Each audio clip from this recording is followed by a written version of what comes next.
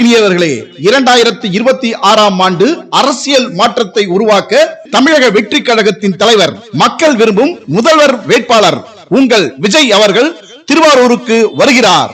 தமிழகம் முழுவதும் தனது மக்கள் சந்திப்பின் பயணத்தின் ஒரு பகுதியாக நமது திருவாரூரில் 20/9/2025 சனிக்கிழமை மதியம் 2 மணி அளவில் அடியேக்கமங்கலம், வாழவாய்க்கால் ரவுண்டானா, பழைய பேருந்து நிலையம் மற்றும் பனகல் சாலை வழியாக சென்று தேரடி வீதி வழியாக வடக்கு வீதி சென்று தெற்கு வீதியில் எழுச்சி உரையாற்றுகிறார்.